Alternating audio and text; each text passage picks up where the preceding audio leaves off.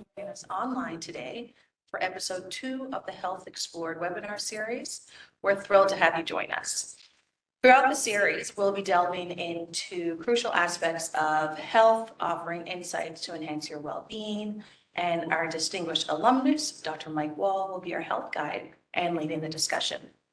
We will begin today's webinar with a land acknowledgement.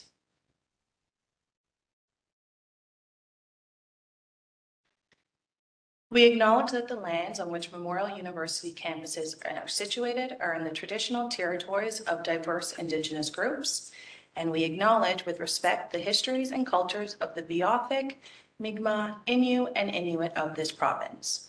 We encourage everyone to reflect on the lands from where you are located and the Indigenous people for whom these lands are traditional territory. Before we get started, I would like to cover just a few housekeeping items.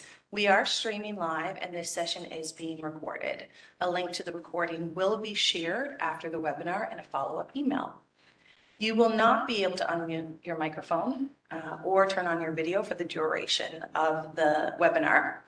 Dr. Wahl will be answering questions following the presentation during a Q&A session, and we certainly encourage you to stick around. The questions and discussion from the last session were fantastic. The Q&A box can be found on the bottom right-hand side of your screen. We do ask that you try to keep the questions short, but please feel free to submit your questions at any point. You don't have to wait until the end. And without further ado, I would like to introduce you to our trusted health guide, professor, alumnus, and explorer, Dr. Mike Wahl. Dr. Wahl is a Memorial graduate and a professor in our Faculty of Medicine. He has a broad background in health media and entrepreneurship, and having traversed nearly 53 countries, or actually 53 countries, Dr. Wahl's insatiable curiosity has provided him with a deep understanding of diverse cultures and health practices from around the world.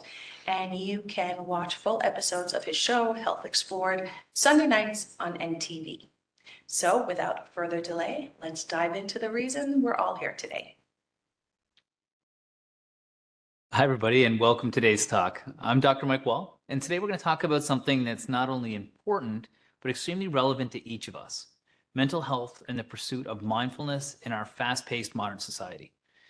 Here in Canada, just like many other parts of the world, we find ourselves navigating a complex landscape of stress, distraction, and constant connectivity.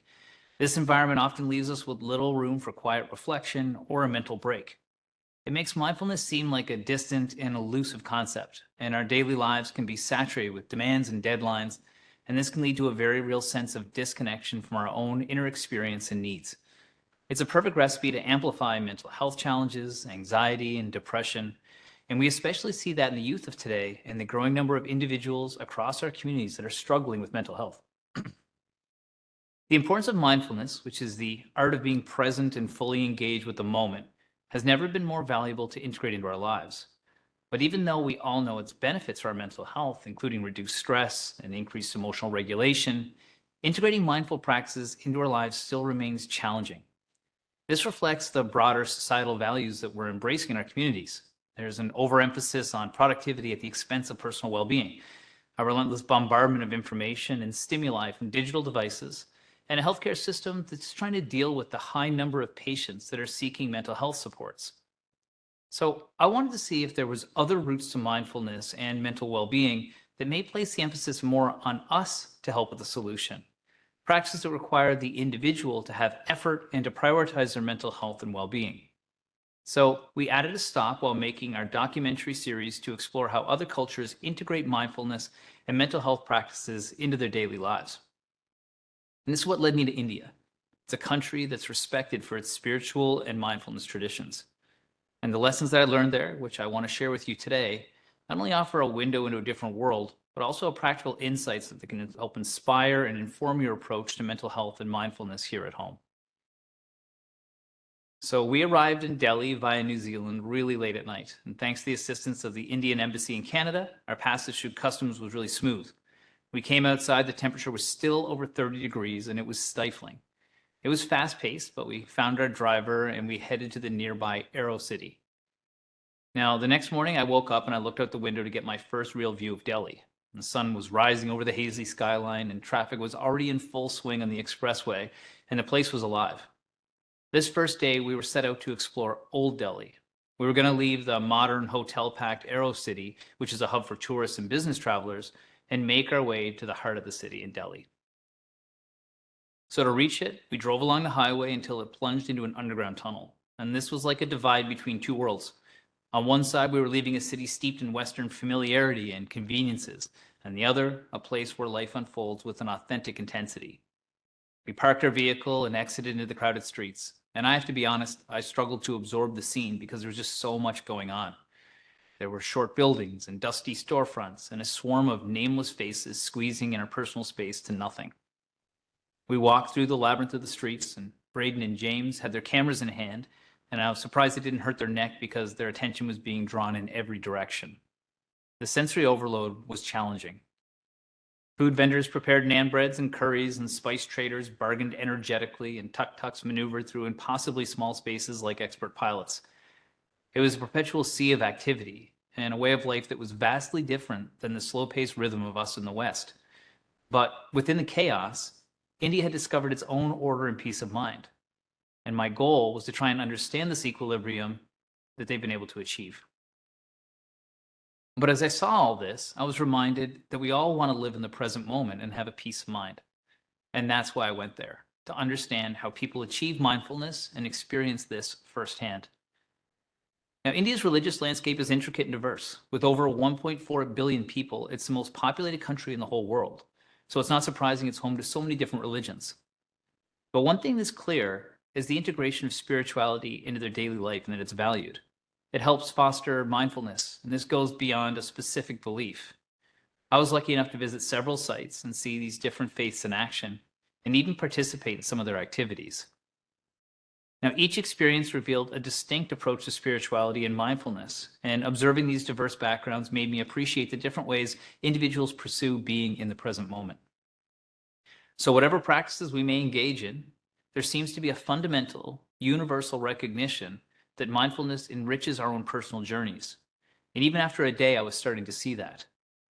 So we continued down busy streets lined with shops that had different intricate wedding gowns and gold jewelry and textiles.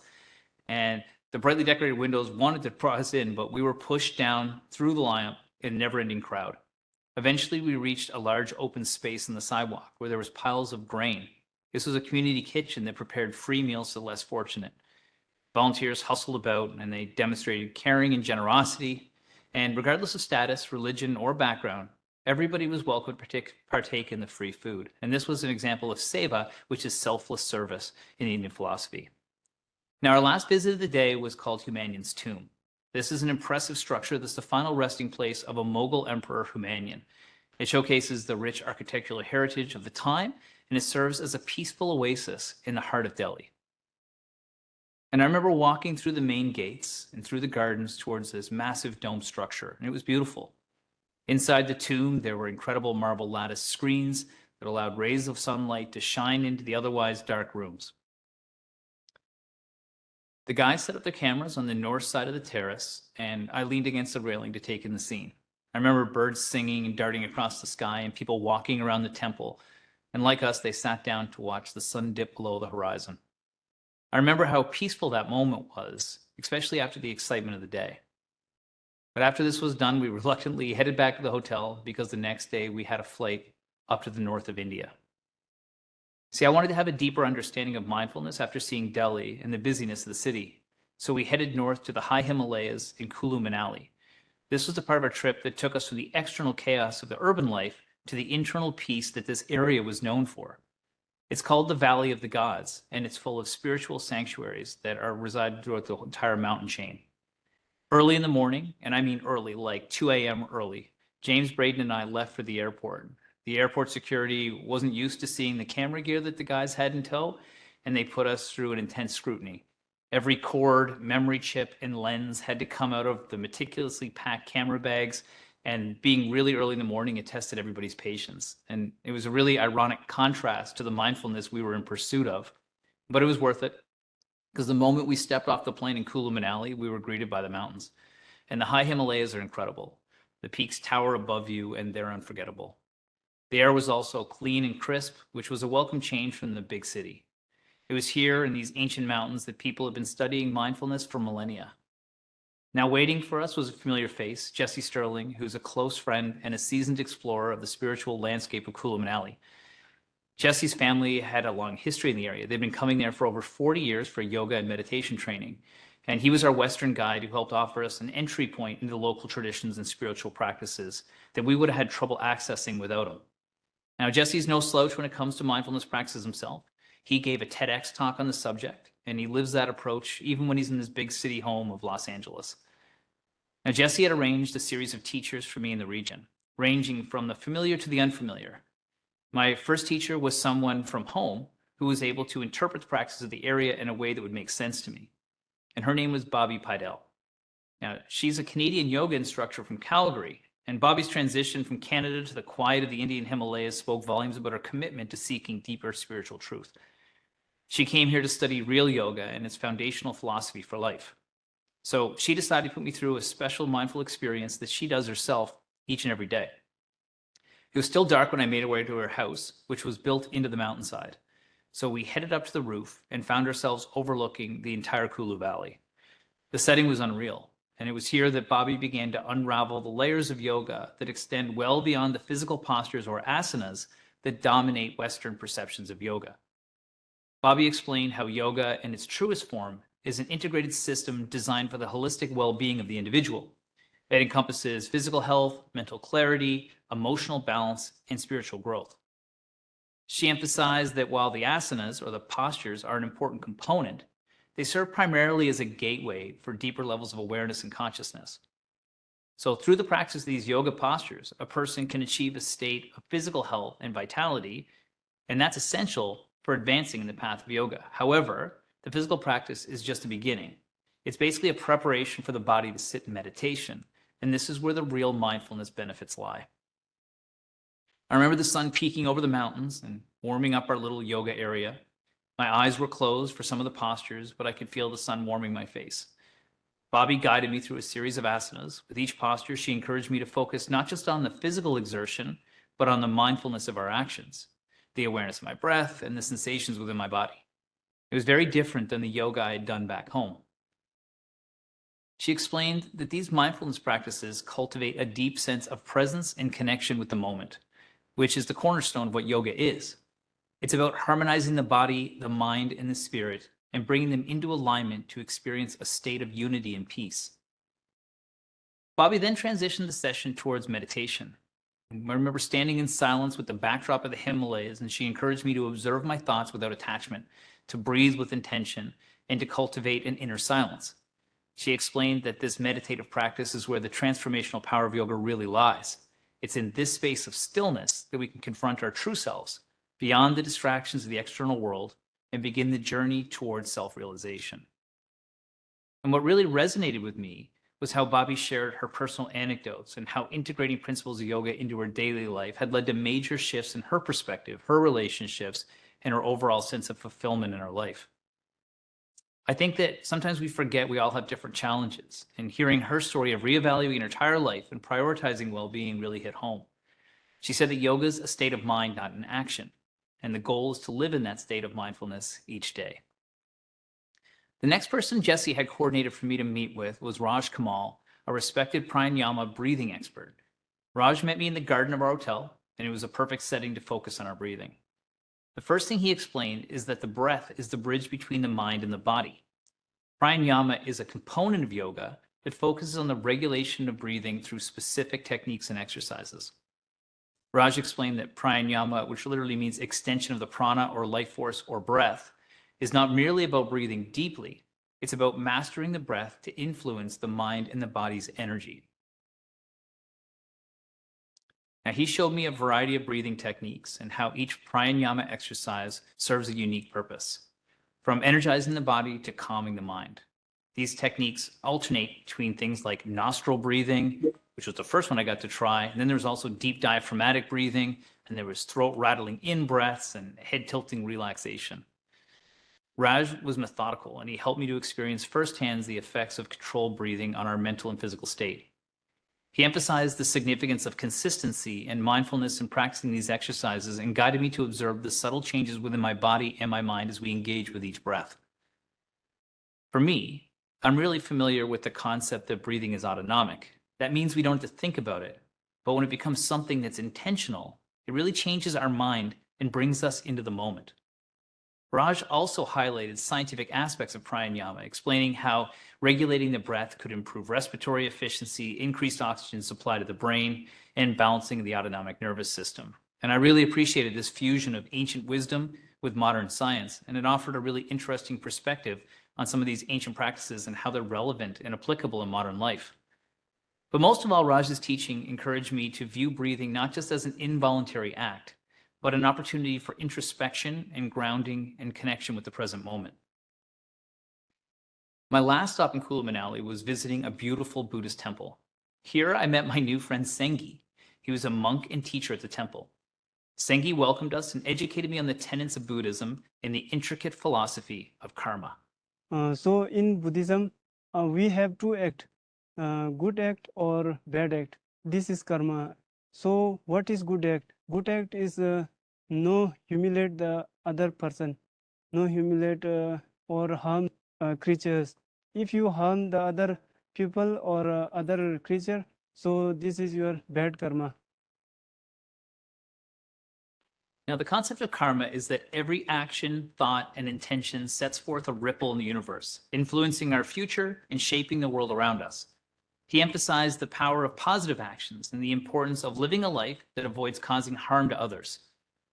My takeaway is that regardless of your religious perspective, that approach, using karma, encapsulates the essence of being just a good person in everyday choices. I think that many people consider good karma a bank account that they can tap into whenever they need some good luck. But in this view, every action counts. They're all equal. So this philosophy creates mindfulness in all of our words, all of our actions, and all of our thoughts. It was an incredible sight to stand on top of that mountain at the monastery, and I remember feeling so refreshed. And that was good timing because the next day we were headed back to Delhi. And after a long day of travel, we arrived back in the city late in the afternoon. And the next morning, we started the day off with a brand new perspective on Delhi with what we learned in the Himalayas. At sunrise, we headed to Lodi Gardens, hidden in the center of Delhi. The park was full of morning exercisers that were spread out all over the park. I walked from group to group of people. They were stretching and meditating and laughing and working out and communing. Groups of people dotted the lawns, walking and doing laugh yoga while some just chatted. And this was a quiet haven in the city, a little piece of a nature sanctuary and a refuge for peace and mindfulness. And it was nice to come back to Delhi and witness this type of value in the community that they placed on these physical practices. Now, leaving our garden, we met with the guide and we headed towards our ultimate destination for the trip. We began driving through the giant city and watched the landscape change. And after about an hour, we arrived at a small school dedicated to underprivileged children living in poverty-stricken conditions. Here, these children not only received a basic education, but they also learned mindfulness practices and how to navigate the challenges of life. They sang and danced and meditated and practiced yoga, and these were all integrated in their curriculum alongside the traditional subjects. It was called the School of Happiness, and that day we were their guests. We were warmly greeted by my new friend Manesh, the founder of the school, a spiritual teacher, and an advocate for the children. Scarves were draped around our necks, and then we bowed, allowing the students to place flower necklaces over our heads. They were all clad in matching blue jumpsuits, and their innocent faces beamed with curiosity and joy. Manesh led us inside the modest building, where we received an orange tika on our foreheads, a gesture of welcome, accompanied by a few grains of rice pressed into the paint. We were then guided to our seat, and they had an assembly planned for us. Manesh announced our names, and the children responded in unison with a coordinated roar, welcoming us with the school's mantra. We were then treated to a series of traditional songs and dances and poetry recitals, eventually joining in for a dance party. The children reminded us of the children back home that we knew. They radiated happiness and innocence and the universality of youth. The challenges these children face, though, are substantial, and to see that happiness can be fostered through intentional mindfulness practices was incredible. The next task was to provide food to the children, and this was a really humbling and eye-opening experience. Serving those children made me acutely aware of the triviality of my own problems and challenges. Our host Manesh masterfully intertwined joy and reality of the experience, revealing the children's gratitude and appreciation in the face of seemingly insurmountable obstacles. The ability to find positivity and express gratitude in the direst of circumstances was a testament to their resilience. And personally, I can't recall another moment where I was simultaneously full of joy and sorrow at the same time. It was a duality of emotions that was challenging to grasp. But after the school day concluded, we walked to Manesh's home and had a long conversation with him and his family. And as we chatted and shared food, I couldn't help but feel a deep sense of connection and kinship. In Indian culture, they emphasize the spirituality and recognition of the divine presence in all beings, and this was palpable in every interaction. The concept of karma and the pursuit of selfless actions and hospitality were deeply ingrained in their way of life. As Manesh enlightened me about the perspectives that I had experienced during my time in India, I felt a profound shift in my understanding and awareness of their culture. And hours passed, and I ended up departing with a better appreciation for what I had experienced and an expanded view on mindfulness and spirituality. Now, seeing this curiosity spark within me, Manesh left me with a statement to ponder. He said, "The streets of Delhi appear chaotic, but to those that call it home, there's order within." And in the weeks that followed, I sort of delved into that statement.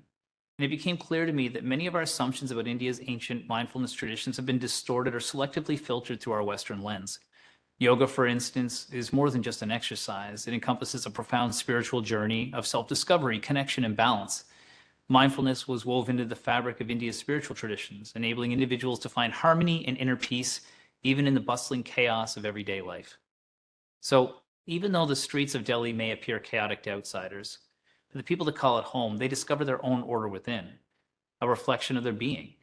In the West, we have a seemingly orderly society, but bear the burden of enormous mental health challenges and struggle with chaos in our minds. The recognition that inner peace can be discovered amid turmoil is a potent reminder that true harmony originates from within.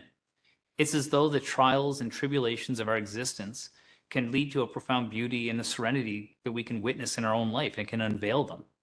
It may be that the chaos itself enables us to fully appreciate tranquility and find comfort and calm. And I think Jesse said it right. Mindfulness can be done anywhere. You don't have to go to the high Himalayas or hang out with yogis. We all have the ability to prioritize it in our lives.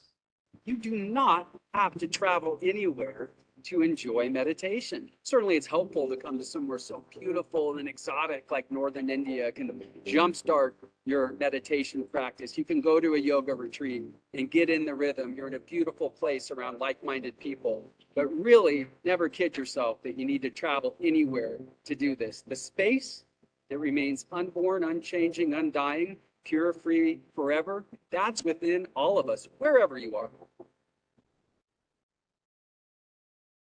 So I want to leave you with some practical steps that you can take to integrate these insights that we've explored today into your everyday life. Now, these action items are designed to help you cultivate a healthy mind and spirit, foster a sense of balance, inner peace, and interconnectedness with the world around you. And these are bits of information that I was able to interpret and in lots of cases, add them into my life. The first is to make a conscious effort to engage actively in your environment. Let's not just let our days pass by unaware of the beauty and the detail that's around us. Take moments to notice the sights, the sounds, the smells, and the textures that make up your experience. This simple act of mindfulness can help you stay grounded and stay present in the daily moment and enrich your life. Second, I encourage you to explore and understand diverse spiritual practices. And this doesn't mean religion either. It could be, but not necessarily. There's so much more to learn from wisdom, cultures, and traditions that are different from our own. So engage in open, respectful conversations about spirituality and mindfulness practices. This curiosity can open your heart and mind to new perspectives and ways of being. Third, try and incorporate breath work in your daily routine, or at least when you notice yourself deviating from equilibrium. The act of taking a deep breath, intentional breaths are really powerful and they help you stay mindful. And it can be instant. It can bring you back to the now, calming your mind and your body. So make a commitment to take a pause, to breathe, and to center yourself, even on your busiest days. Next, think about engaging in acts of kindness, whether it's volunteering or helping a neighbor or supporting a cause close to your heart. These actions contribute not only to your community's well-being, but also to your own spiritual and emotional growth. Additionally, you should try and cultivate cultural awareness and inclusivity. learn about, share, and celebrate the rich variety of traditions that the world offers. By fostering an environment of belonging, we can enhance our collective spirit and understanding. And some of the most mindful moments in my life have come over the past few years when I've sat down and learned from other people about their way of life. And lastly, I recommend you adopt a mindfulness practice. And this could be yoga, meditation, forest bathing, which is going to be another topic we're going to cover in an upcoming seminar, or any practice that resonates with you. Dive into philosophical readings or challenge your beliefs and seek peace in your daily routine. This journey to self-discovery and reflection is invaluable. So by taking these steps, we're not only going to enhance our own well-being, but we're probably going to contribute more to mindful, compassionate, and a connected world. Remember, the journey to a healthy mind and spirit is ongoing and ever evolving, and I encourage you to embrace it with openness, curiosity, and a deep sense of gratitude. Thanks for sharing this time with me. I hope this helps you to remember to make each moment count. A huge thank you to Dr. Wahl for that very informative and thought-provoking presentation. Before we start the Q&A, I just want to take a couple of moments and thank our sponsors. Our first sponsor is Bel Air Direct. Johnson Insurance is now Bel Air Direct, and they continue to offer specially designed policies and preferred rates on home, auto, and travel insurance for Memorial University alumni. We're very grateful for Bel Air Direct's ongoing support of our students, whether it be through work terms, graduate hires, scholarships, and more. And we certainly encourage you to reach out to them to learn more about their group rates. Our second sponsor is Manulife. Manulife now provides alumni with the option for new or supplemental life, health, and dental insurance. And you can explore this recently added program on the MUN alumni website. The address for that is www.mun.ca/alumni. Now, before we jump into the Q&A, I would like to hear about a special event that's happening tomorrow night at the Rooms, Dr. Wahl, that you are part of. Yeah, actually, it's going to be a really exciting event. It's called Blood, Breath, Skin, and Dust. And it is an art exhibit that's done by Kim Morgan, and myself and Dr. Jennifer Dyer are going to be having a dialogue and debate session where we've gone through the exhibit, we've met with the artist, and we're interpreting it with our own different lens. Dr. Dyer has been involved in different things like gender studies and art, and I have a science background. So looking at these exhibits, which are of the human body, with our own unique perspectives, allowed us to see things very differently, but also very similarly at the same time. It's an amazing exhibit. It's been at the Rooms now for a few months, and it's going to continue for the next month. And I also have a radio show with Dr. Morgan, or with Professor Morgan, sorry, coming up on VOCM this week as well. People want to learn more, but I highly encourage them either check out the event or definitely go see the exhibit at some point. Excellent. And I know that the event is free to attend, which is always lovely, but you do have to register or just reserve a spot. Yeah. So without further ado, we will jump into our Q&A. I'm actually going to remain off camera and will be directing the questions to Dr. Wahl. You will still hear my voice, but the focus is going to be on Dr. Wahl for the remainder of the presentation. So I'm going to start with the Q&As, and I appreciate everyone who has submitted questions. The first question is for individuals who have children.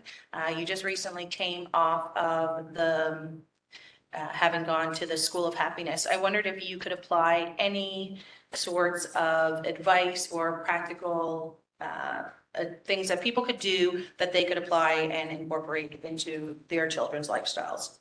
Yeah, I mean, one of the things that really stood out to me was that it was incorporated into the curriculum. Now, there's a big value for this in the culture, first of all. So the kids would do things like meditation after their meals, they would do yoga, they would do a lot of traditional arts and cultural type activities, which was really, really valuable to them. I mean, there's been a lot of work that shows that a kid can only concentrate for so long before they start to lose their train of thought anyway. When you look at certain schools like in Finland, for example, which prioritize physical activity in schools and don't give them a lot of homework for students at the end of the day, these are all ways that can help a child be a child as well, because a kid has to have time to play. They have to have time to be a kid. And I think it was just really impactful to see it, because these children, didn't have the same opportunity as children would have back home to be kids.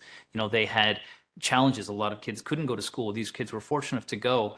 And so what they were trying to do was teach them some techniques to be able to deal with that stress that they had to face when they get home. A lot of them had home and definitely food insecurity and real challenges with severe poverty. So for me, I think that it's like, if it works for children like that, to keep them mindful, to help them stay connected, to help them stay happy, it could only be a really powerful intervention for our kids. So prioritizing physical activity in whatever way they're comfortable and they feel familiar with is great. And then why not introduce them to some things like yoga and meditation at a young age, because they might end up fostering that and carrying that through to adulthood when it can really benefit them. Wonderful. Janice has asked if you can recommend any books that are good for helping with mindfulness. That's great. Well, I mean, we talked about The Blue Mind last time. I think that's a really relevant book for people to be able to check out for that. There's a lot of different books. We're going to also talk about what's called Ikigai, which is a Japanese philosophy of finding purpose in life. And for some people, especially in our society, we find that we're so busy all the time that it's really challenging for us to be able to take time away from it and unplug without feeling guilty about it. So Ikigai talks about, okay, if you're going to be a busy person and you're going to stay, with a really occupied schedule, make sure that what you're doing is purposeful and something that really resonates with you as a human. And I feel like that sometimes is a good book for people to read, because it says you don't have to clear your schedule and sit there in quiet meditation all the time, but you do need to do things that fill your cup. And those are things that you're passionate about, that are a mission, that are things you can get paid for and things that you love doing. And if you can incorporate those in your life, you don't have to have that quiet time, but every single time you go to work, you're actually doing something that fuels you. So that's another great book. And actually, we've got an author coming in this week, and he talks about a book called Frulasliv. And we're going to be going to Norway this year to look at what's called the open air life. And Norway is very similar to Canada, in particular Newfoundland, in that it's actually an Arctic place where we're going to go in Tromsø. And they look about recreation and taking mindfulness activities by being out in nature. And this time of year, with all the snow we've had here in Newfoundland and Labrador and across the country, embracing that outdoor lifestyle and getting a dose of nature while you're doing physical activity and being mindful is really powerful. So those would be three really good ones from people that I've met personally that have made a big impact on me. I guess since you referenced the previous webinar, the next question is from Heidi, who asks how one might incorporate mindful practices, particularly in relation to water, and how it may further enhance or deepen the insights discussed in the last webinar. Yeah, I think that, it depends on the type of person you are. I like to hike along the coast some days when I'm feeling like I need my physical activity. So I'll get my steps in, I'll go for my hike, and I'll be next to water, and that will be really helpful. But a lot of the time, my wife and I will go down to the water in the summertime because it's so accessible here. You can go down to Topsail Beach, or you can go to Middle Cove, or wherever you want to go. And we'll look for whales while we have dinner. And what we're doing is we're focusing on the horizon. We see the beautiful waves. We can feel the sea breeze. And that's a really, really helpful mindfulness practice for me. A lot of people find kayaking and other physical activity a good way to be able to do that. And I think the biggest thing that I got out of my trip to India was that mindfulness doesn't have to be this quiet meditation where you have to clear your mind completely of all thoughts, because that's what turns people off from meditation quite often, is it's really challenging to turn your thoughts off. But one thing that was taught was that you can experience your thoughts, but it's like traffic. You don't have to run into traffic. You don't have to go and follow the thoughts. You just have to witness how many in your head. And sometimes just seeing that and feeling those thoughts in your head and seeing how many there are is a real step to being consciously incompetent. You're aware for the first time of how noisy your mind is, and then that can allow you to take steps back. But back to your original question about water, on my worst days, I will go down to the water. And I had a surgery a couple of years ago that was really challenging for me. And the water was the place that I went whenever I wanted to de-stress. And it was also a place I had to walk to, so it helped my recovery.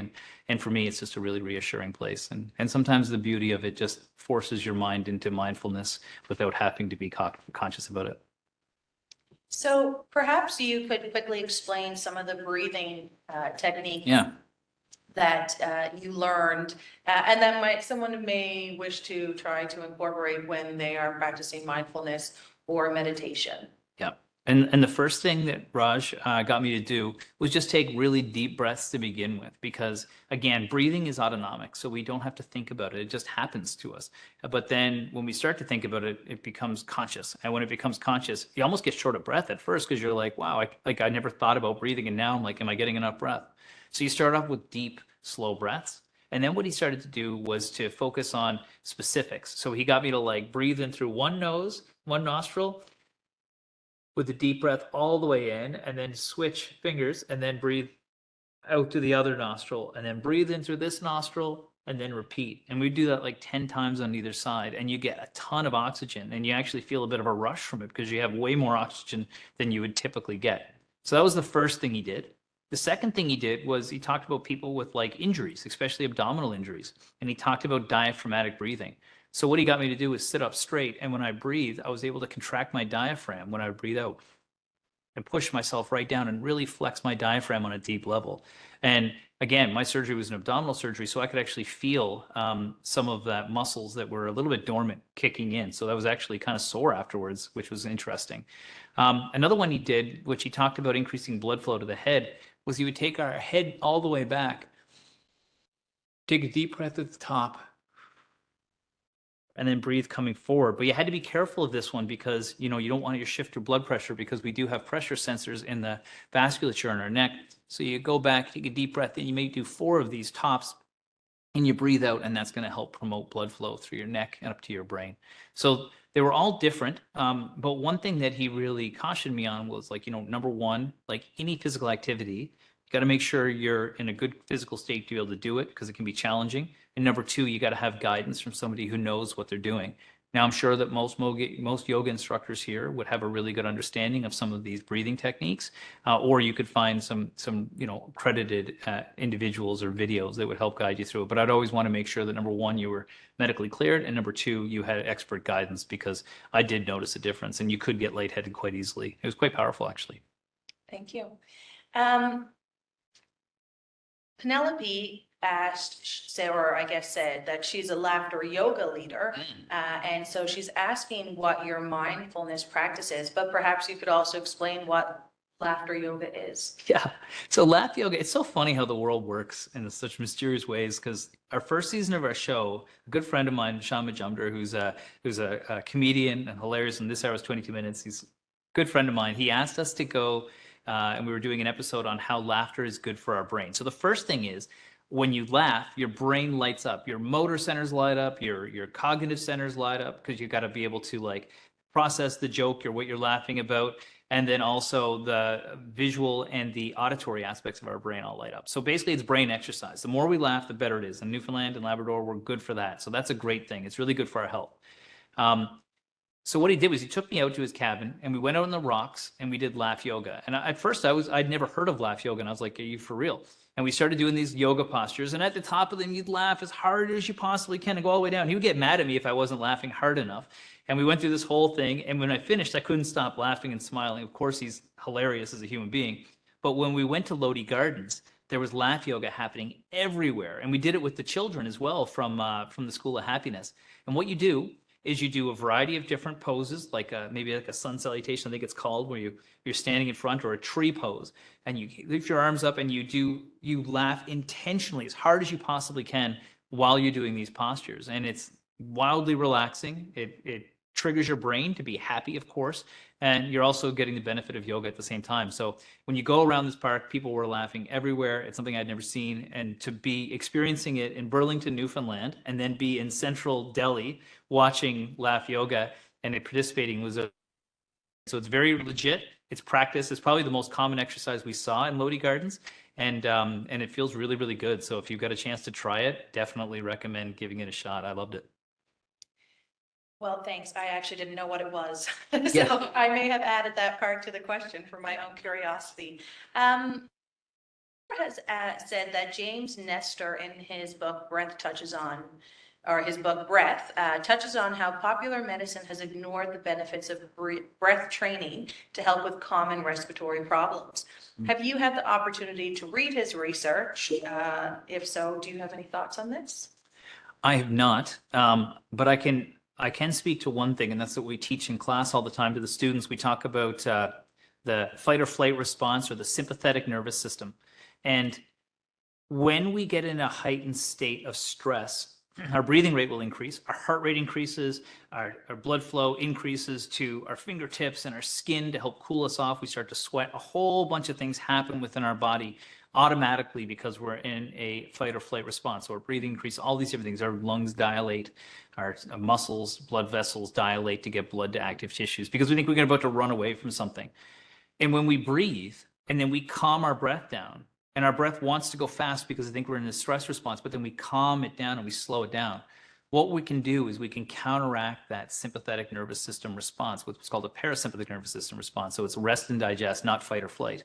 And so one thing that's really powerful about that is that if we're dealing with anxiety or stress or some chronic level of elevated, stress in our body, by breathing, we can force our body into this parasympathetic state, which is really powerful. And I do think that quite often in medicine, it's really difficult to encourage people to do some of these practices that can have a lot of benefit for them, particularly when it comes to mental health and day-to-day anxiety. Something that I've had to force myself into as well is just to take a breath when you need it.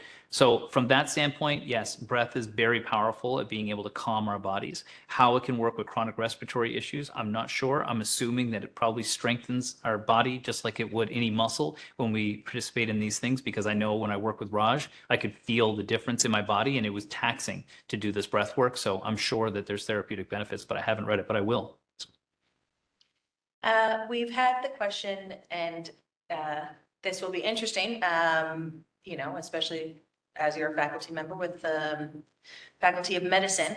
But what roles do you feel that government and post-secondary institutions play in helping to grow mindfulness?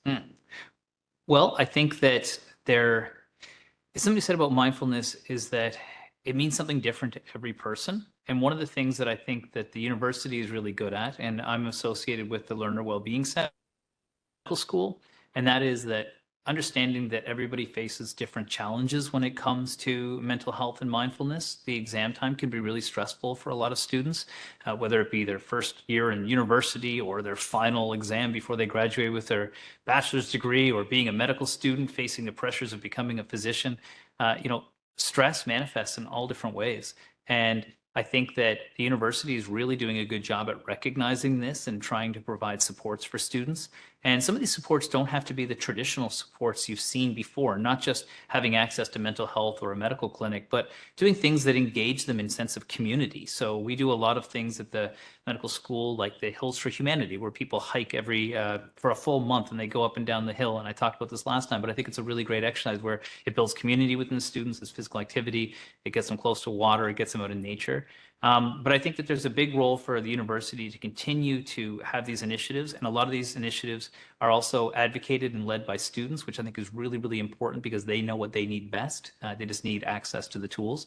And the second thing is, from the government standpoint, I do feel like mental health is becoming more and more important all the time, and how we're addressing it. I remember when I first started in the field of wellness, it was always physical health. It was just physical health, right? And now it's mental health, it's environmental health, it's financial health, it's all sorts of health. Health is a much bigger picture than it used to be.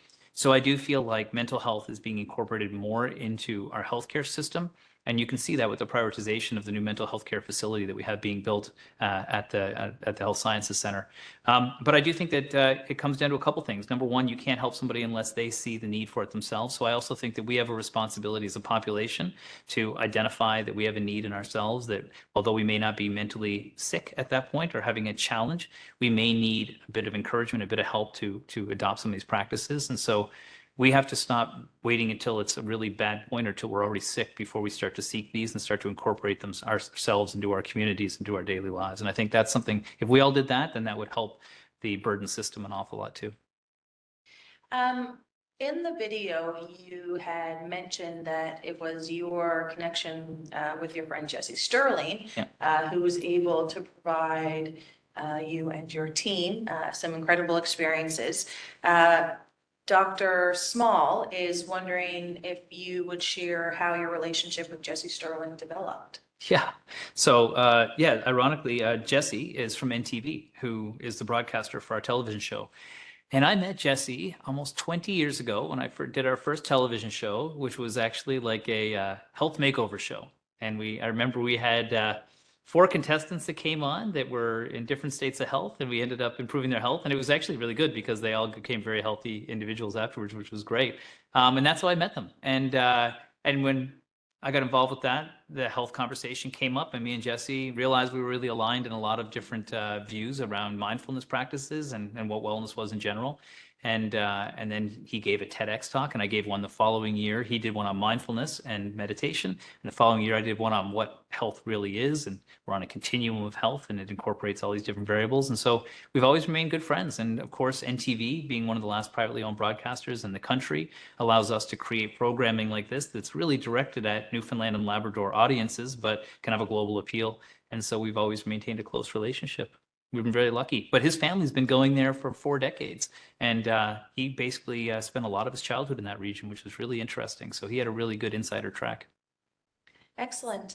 You also mentioned in the discussion, or since we've started the discussion, that you're going to be going to Norway and to focus on some of the outside benefits.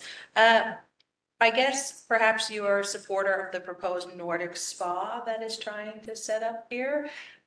Well, I mean, I don't know much detail about any of the business side of things, but I do think that, sauna culture, outdoor culture, I've been to some of these Nordic spas before. They're fantastic. When we go to Norway, we are going to go to a sauna, and we are going to jump in the ocean right after we get out of the sauna and do some of these interesting things that are really inherent to them.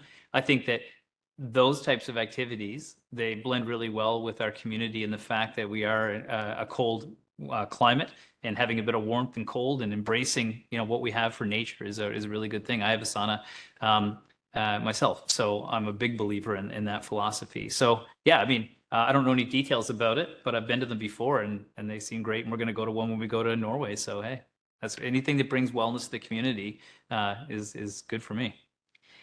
You mentioned a sauna. I enjoy going into a sauna, but I'm wondering, it made me think about people that do, like a hot yoga. Would you say that there's a different, depending on the temperatures where you're practicing some of these things? Do you think that kind of external factor can come into play or impact the experiences? Well, we did yoga in India. It was hot because it was hot. It was really warm there. I think that's one of the things that I've done a lot of hot yoga. I've done a lot of yoga in general. And I found that the emphasis on what yoga was trying to be was very different when I went to India. It was a very authentic experience. And Manesh, I didn't include this clip, but he says that yoga isn't the posture. Yoga postures are just a very small component of it. The yoga is a state of being in the same feeling state that you're in when you're doing those postures in day-to-day life when you're walking around. And so the postures are a reminder of what it should feel like. But yoga is being able to be like that when you're not doing postures. So it's a way of cheating the system to get us into that state of mind. But the whole goal of yoga is to keep that state of mind with us when we're not doing the postures. It's just a daily practice to keep us going back. And I thought that was really, really neat. So if hot yoga helps somebody, breathe better and be more limber and get more flexible and get more into the asanas or the postures, fantastic. That's great. Some people find it too hot. Some people like doing yin yoga, which is really quiet. And there's a million different schools of thought. And I don't pretend to be an expert on yoga in any way whatsoever. Other than, I think that there's no right or wrong practice. It's the practice you enjoy doing. It's the practice you're going to do regularly. And the thing I gained out of it was no matter which yogic practice I do, the ultimate goal is to take that feeling with me when I'm not doing yoga, or at least the postures of yoga. And the final question relates to karma. You referenced that you learned that it was that every single action counts towards this. Since having that conversation, you weren't embracing that thought process before, do you find that you've incorporated that or are more mindful of that in your everyday kind of, exchanges since you've returned? Yeah, it was really interesting. My perception of what karma was that it's like, haven't been great lately. I need to fill up my good karma tank and buy somebody a coffee at Tim Hortons or whatever, and that's great and that's right. But what I really found interesting was it's almost like, in the way, and everybody has different perspectives on it, but the way I was sort of looking at it is like you're always on the clock, right? So you have to be consistent. You have to be good. You have to be impeccable with your word. And there's lots of good books about this. Like the 4 Agreements talks about this, like be impeccable with your word. Always do your best. Don't take things personally. These are things that are really relevant for people. But I guess maybe it did. You know, when you go to a beautiful place like a Buddhist temple on the top of a Himalayan mountain, and you spend the day hanging out with a monk, and you learn from them, and you see that they've dedicated their entire life to it, you realize that, yeah, you could probably be a little better in each day of your life because other people have dedicated their whole lives to it. So yes, I probably am significantly better. I think I always tried to operate with a layer of karma in my life, but hey, a little refresher and reminder doesn't hurt either. Excellent. And I guess before we start, the closing information, just wondered if you have any, final thoughts that you'd like to share. No, I think the last thing I would say was what I said at the very end, and that was that, like, taking the time to learn and to listen to people and have those conversations about things that you don't know about, but be curious about them, was one of the things that I found was one of the most meaningful and most mindful experiences I've had so far. And I've been really fortunate to be able to travel around and have these deep conversations with individuals. So I'd encourage you to be curious, to find out new things and listen to different perspectives. And some of them will add tremendously to your life, and other ones will be like, okay, well, this isn't as relevant as I thought it was. But they'll all provide information to you, and they'll all give you an opportunity to connect with people. And that's really what that's all about. Every single one of the philosophies we looked at were about connecting with either yourself or the people around you or your community. And I think that's a really important part of mindfulness. And I think that's something that we have access to in Newfoundland and Labrador, and in a community like Memorial University, where we've got connection with others, and that's really important for our health. And I know I asked for final thoughts, but I'm going to ask one more question. You mentioned connection. Yeah. Can you speak to connection in touch, or did that come up at all? Not really, except for certain people respond in different ways, right? So like when it comes to like physical touch, you mean? Yeah, like physical touch. Yeah. Some people find that really comforting, and some people find that not comforting, depending on who they are as a person. So it's about recognizing what connection means to you. I like quality time, and I like physical touch. That's who I am, and some people like to have that quiet time away where they're completely by themselves and they're alone, and that refuels their cup. So we're all different. And so if you try a mindfulness practice and it doesn't work for you, it doesn't mean all mindfulness practices aren't good. My friend used to say, like, if you have a broken pipe and you call a plumber and that plumber doesn't fix the pipe, you don't call an electrician next time, you call another plumber. And you should do the same thing for your mindfulness practices. If something doesn't work and doesn't resonate, fine. There's literally millions of options you can do, but try and keep on going until you find that right recipe, and that'll help your long-term health. Excellent. Well, I think that concludes our time together today. It's amazing, much like the last webinar, how quickly the time goes. Very, again, heartfelt thank you to Dr. Wahl for generously sharing your time and expertise, and to our participants who were able to join us online today. We're so grateful that you were able to sign in. Mark your calendars for episode 3, which is Finding Happiness, and that is going to take place on March 12th. You'll receive communication, and registration will open 2 weeks prior to the event. And for those that are online, remember that this session has been recorded, and a link will be shared in an upcoming email. So please do keep an eye on your inbox. If you are interested in any of the events that the Alumni Development and Alumni Engagement team are hosting, again, you can look at our website, www.mun.ca/alumni. Wishing you all a fantastic day. Take care and goodbye.